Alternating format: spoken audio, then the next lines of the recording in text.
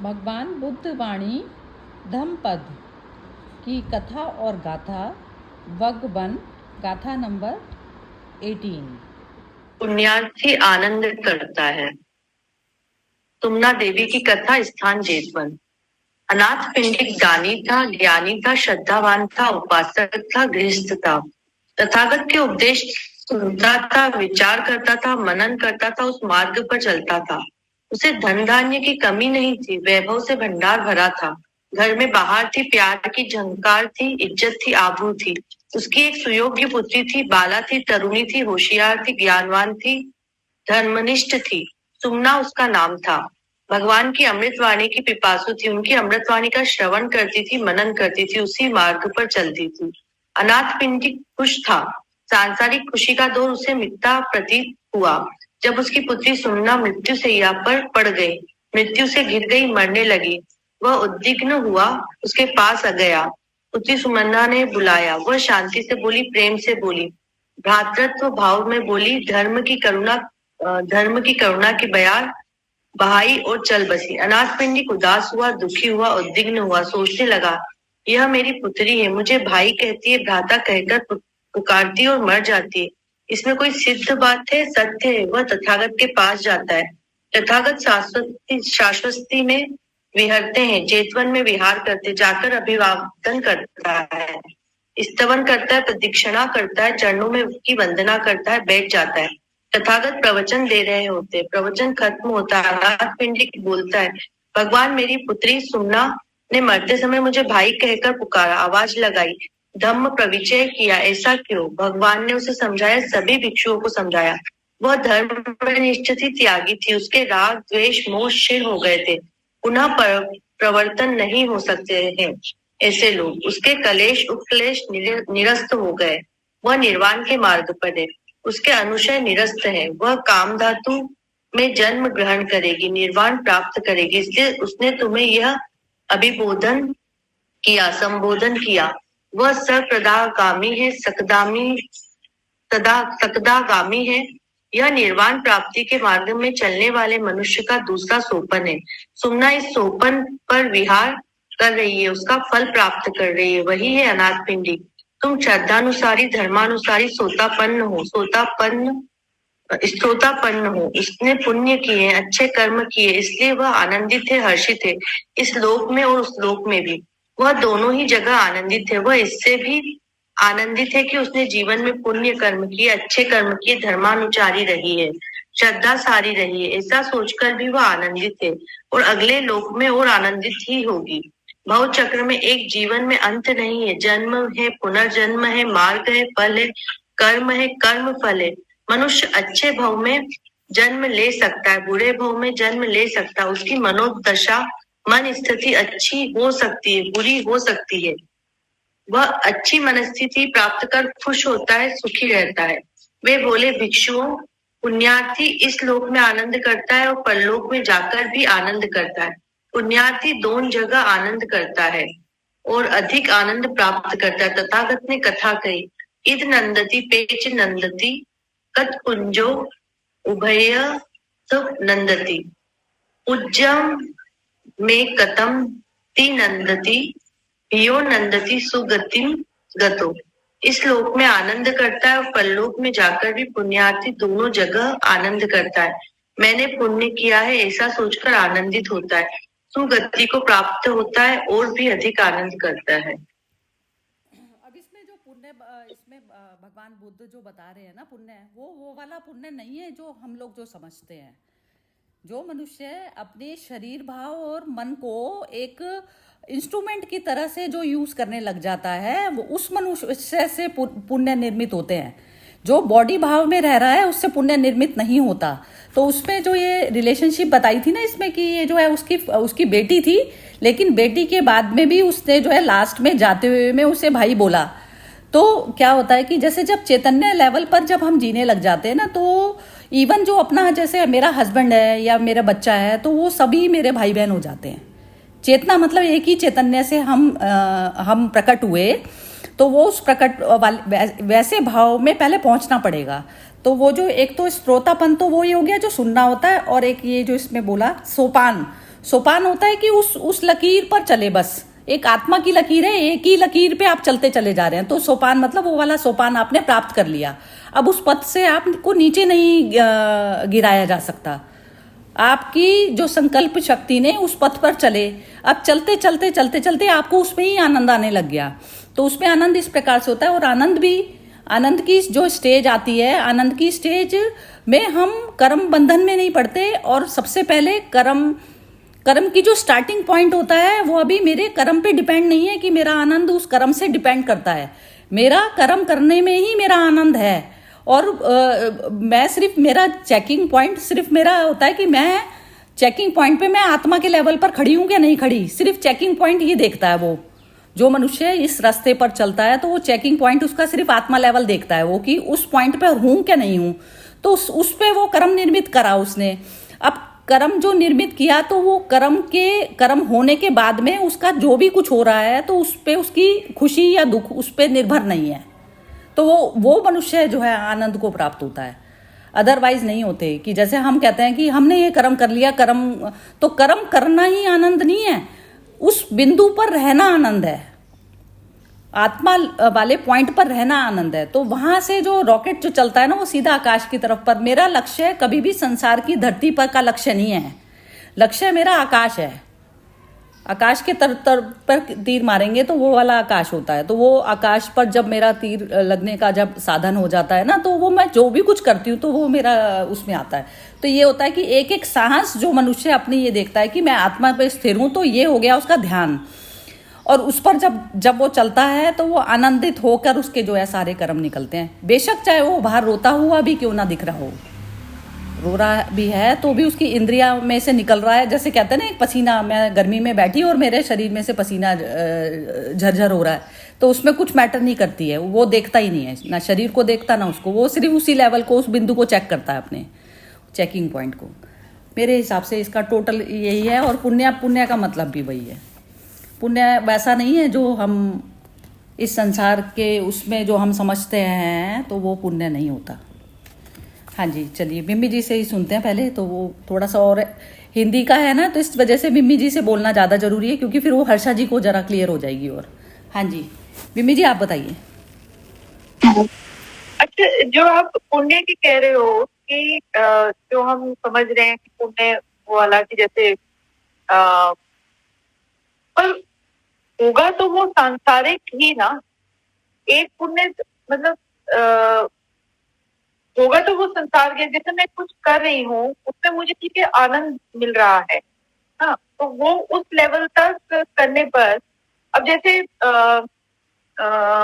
कोई भी जैसे कोई भी कर्म करने पर मुझे अंदर से आनंद मिल रहा है, तो वो पुण्य हुआ या उसका इफेक्ट बाहर भी तो जा ही रहा है ना।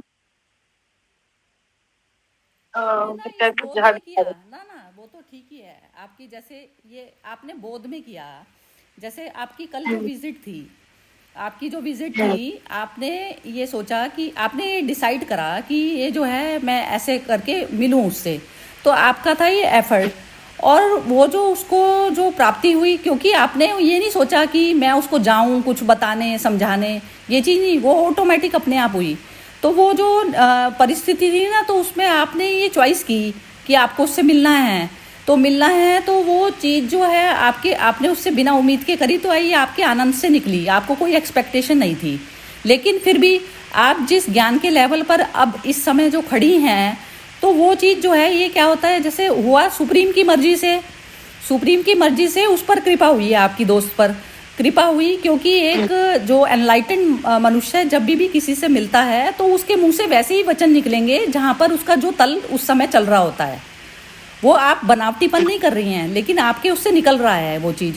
तो लेकिन जो हम जो कॉन्शियसली जो एफर्ट करके जो हम जीते हैं ना, तो वो अपनी जिम्मेवारी उठाना होता है। और ज़्यादातर मनुष्य पता क्या उसमें जीता है, ये समझ के जीता है कि जैसे मेरा उसमें मन लगेगा ज़्यादा, या मैं वहाँ चली जाऊँ, वहाँ पर से जो है मैं, तो कुछ प्राप्ति का अंदर से होता है कि मेरे को उससे बैठ के, मेरे को मिल के उससे बड़ी वैसी होएगी, मतलब मुझे मज़ा आता है उसके साथ में। तो वो होता है कि वो ऐसा होता है कि हमने दूसरे से हमारा सुख का जो दायरा था वो दूसरे पर टिक गया जाके, और जो एक स्पेशली एक एफर्ट ऐसा होता है कि हमने किया और फिर उसमें मेरे को लेने देने, लेकिन फिर भी आपको इतनी अच्छी, तो वो जो एफर्ट वाली जो चीज़ होती है ना, ऐसा बुद्ध पुरुष जीते हैं। वो कहते हैं यहाँ पर तो जरूरत नहीं है मेरी, यहाँ पर तो चली जाएगा काम, लेकिन जो है मेरे शरीर की और मेरी बात की जो जरूरत है वो ऐसी जगह पर है, मतलब जाना संसारिक ऑब्लिगेशन की वजह से नहीं, वैसे वैसे ही एक जो ऑब्लिगेशंस में जो जीता है ना, वो भी एक गलत चीज़ होती है। जैसे अब कहीं पर एक भीड़ जा रही है, पूरी भीड़ की भीड़ जा रही है, वहाँ पर मेरी कोई ज़रूरत भी नहीं है, लेकिन फिर भी हम संसारिक उसमें जो है जाते हैं, हम अपनी सांस जो है वेस्ट कर रहे होते हैं वहाँ। तो वो वहाँ पर जो है बेशक आप भीड़ में नहीं भी जा रहे, दुनिया की परवाह ना करते हुए जो आपने अलग अकेले विजिट की है ना, तो ये ज़्यादा इम्पोर्टेंट और बढ़िया थी। तो मतलब ये है कहने का कि ऐसा जब हम कर्म करते हैं ना, तो उसमें आनंद आपका डिपेंड बाहर की उस पर नहीं था। आपको चाहे जाकर अच्छा भी नहीं लगता तो भी आप उस पर डिपेंड नहीं थी, क्योंकि आपका जो है कॉन्शियस डिसीजन था वो करने का।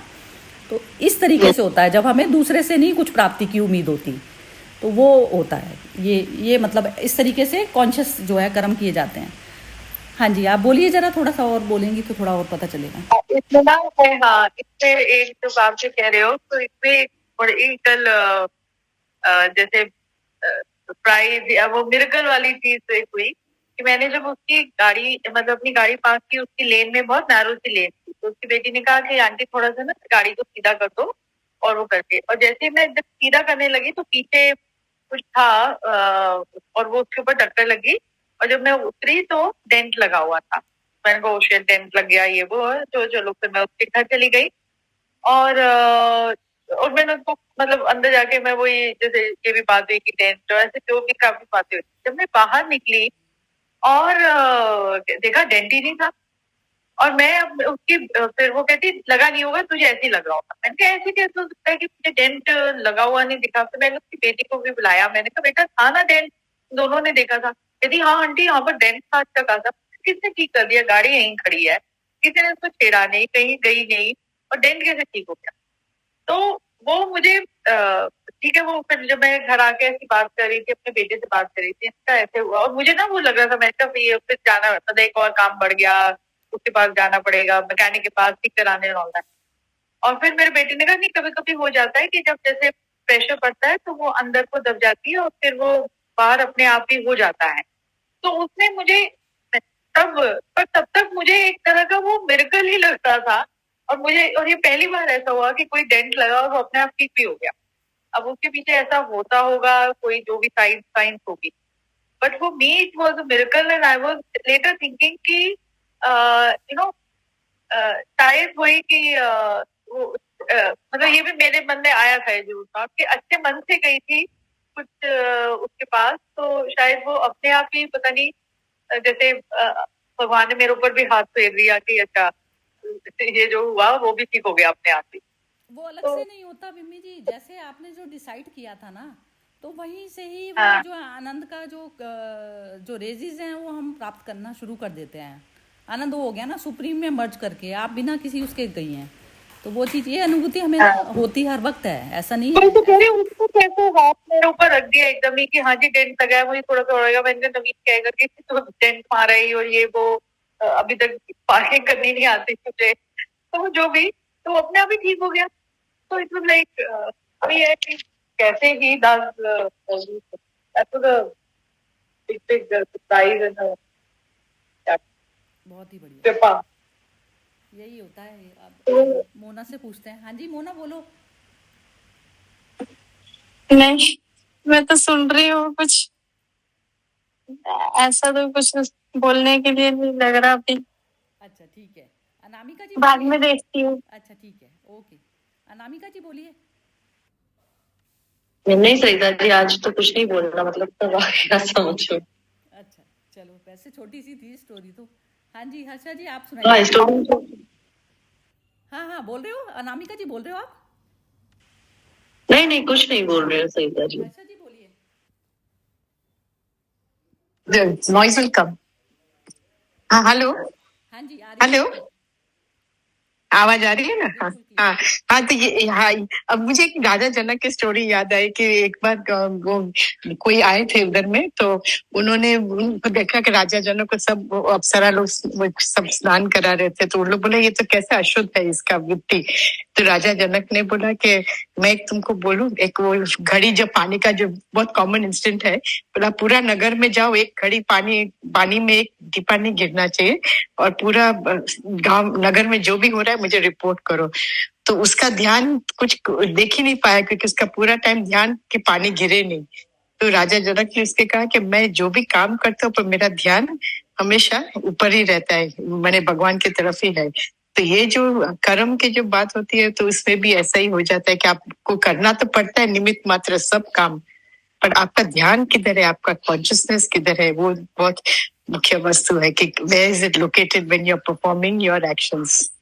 तो ये जो स्टोरी मुझे याद आई अभी जब ये बात हुई ना, तब तो वही है, वो बिंदु इस तरह से बार बार वो जो हमारी अवेयरनेस का जो बिंदु है, यस वो बॉडी माइंड से अलग Yes. होना चाहिए, तो उसमें हम कहीं अटैच तो नहीं होकर कर रहे, बस ये चेकिंग होती है उसकी। यस, ये चेकिंग होती है। यस और अब Yes. जैसे ये जो अभी आप लोगों की दोनों की जो बात हो रही थी ना बिम्मी जी और आपकी, कि जैसे कोई एक लेडी है और वो ऐसे सडन इस तरीके से उसके साथ में कोई इंसिडेंट घट जाता है, तो उस पे भी ऐसा है कि ये कर्मों का जो लेन देन होता है ना, ये इतनी सूक्ष्म चीज होती है कि हमको ऐसा लग रहा होता है।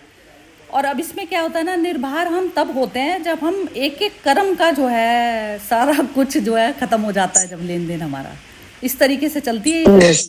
हम समझते हैं कि हमारा हस्बैंड है तो उस सारा जो है बस वो सब कुछ मेरा ही है, और वाइफ का समझ लेता है, लेकिन वो नहीं होता ना, सब कुछ सुप्रीम से बिलोंग करता है, सब कुछ उससे बिलोंग करता है। तो अब उसमें जो भी हम अवेयरनेस में जो भी हम नहीं जीते, जैसे हस्बैंड गलत मीन से कमा के लेके आ रहा है और उसको वाइफ भी भोग रही है, तो वो जो चीज़ है वाइफ बचेगी कैसे बुरे उससे। तो उसमें कहते हैं ना, हम किसी उसका जो है अन्न ना खाएं गलत मीन से। जैसे अब किसी ने गलत मीन से पैसा कमा लिया और बहुत अच्छी अच्छी पार्टी जो है वो थ्रो कर रहा है, और उसमें जाकर आप जो है उसका भोजन खा लेते हो, तो आप भी तो उसके वो हो गए ना, पात्र हो गए उसमें, आपने उसकी चीज़ को ले लिया। तो इस प्रकार की अवेयरनेस तक भी चाहिए होती है कि जैसे जब तक आप उस आत्मा लेवल पर तो सारा एक हो गया, आपका आत्मा लेवल पर ये होता है कि जैसे आपके अंदर ना तो किसी के लेने से और ना किसी के देने से कोई इफेक्ट नहीं आ रहा। कि जैसे एक मनुष्य लेने में कई बार घुटन में चला गया, एक मनुष्य देने में थोड़ा सा सुप्रीमेसी में चला गया, तो वो दोनों ही भाव से खत्म हो गया कि जो भी आ रहा है वो सुप्रीम के उससे आ रहा है, मैं तो मतलब किसी इंसान को क्रेडिट नहीं देता वो। तो वो अवस्था जब तक नहीं आती किसी की भी मनुष्य की, तो उस पाथ पर चलना होता है। तो उस पे पाथ पे चलना है तो फिर हमें एक एक कदम जो है फूंक फूंक के रखना होता है कि हम जो है जो भी चीज़ जो ले रहे हैं, क्योंकि वो हमारा मन को निर्मित करती है। ये चीज़ें जो बाहर का जो भी हम भोग करते हैं, तो वो हमारा मन बनता है उससे।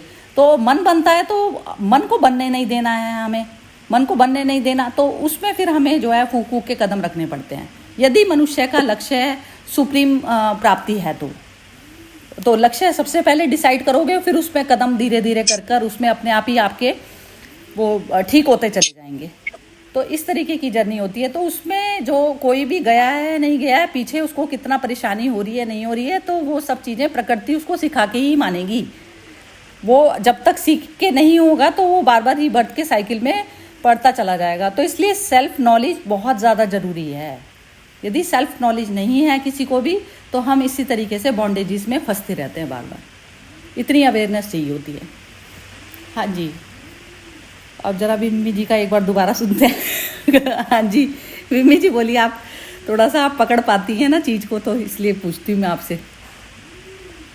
नहीं, जो आप कह रहे हो वही जैसे सेल्फ नॉलेज है, वो इस कॉन्टेक्स्ट बिम्मी जी आवाज़ बहुत कम आ रही है आज। अच्छा, एक मैं अपना ईयरफोन खोल देता था। तो अब आए, क्लियर है आपको? हाँ ठीक है, बेटर है।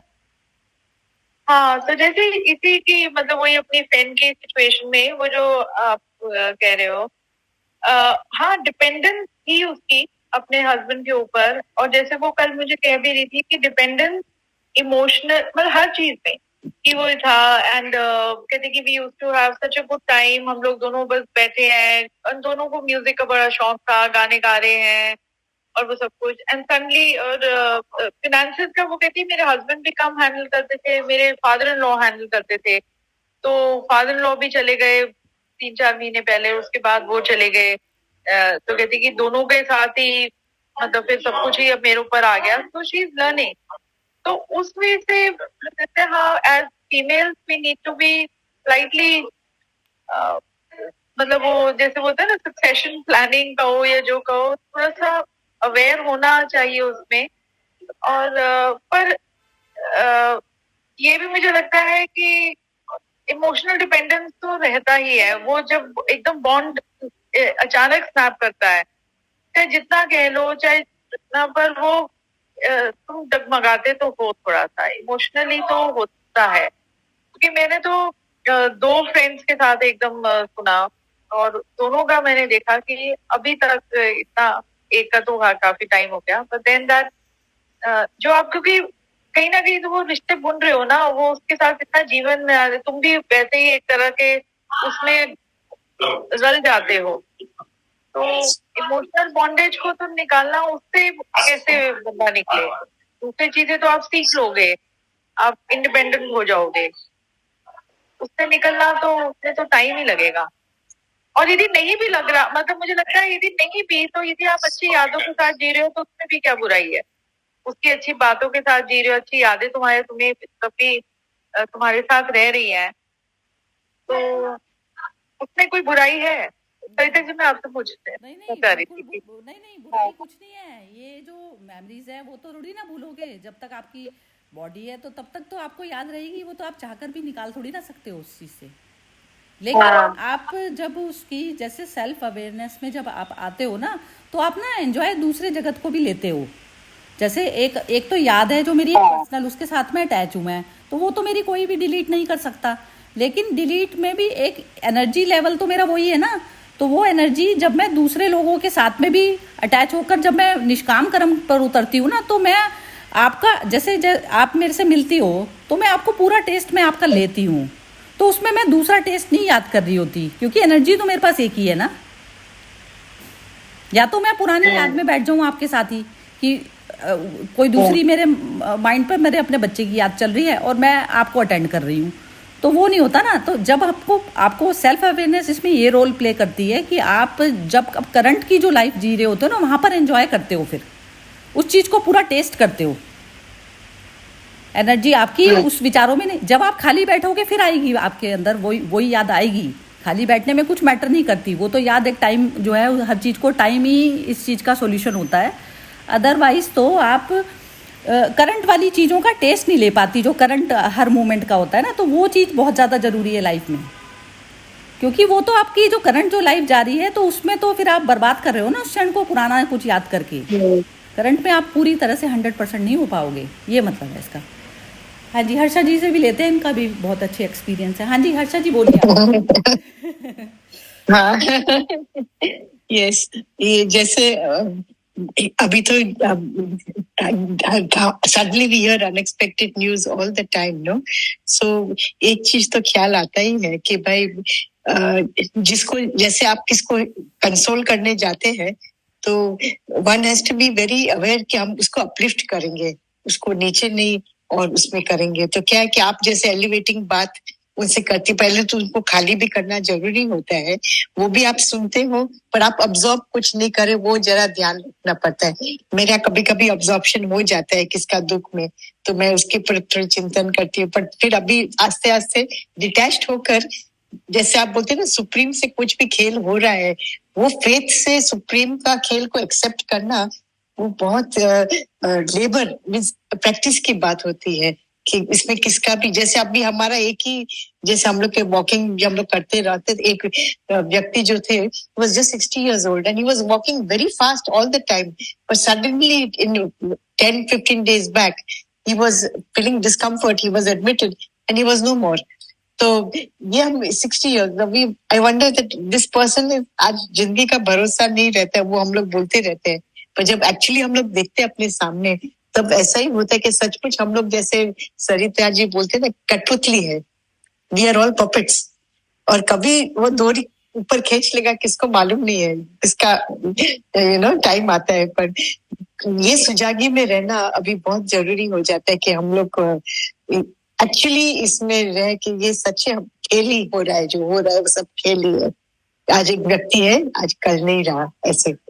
तो सीखने को तो बहुत मिलता है, सोचने का भी बहुत मिलता है, थोड़ा मुश्किल भी लगता है, but we are all on the path. So अपने आप, जैसे आपने ये स्टोरी का, जो मुझे एक बात बहुत अच्छी लगी जब उसने कहा कि I am your called her father the younger brother, that means उनका एवोल्यूशन कितना हाई होएगा कि she could transit very easily to this path, higher में उनका ट्रांजिशन बहुत इजीली हो गया।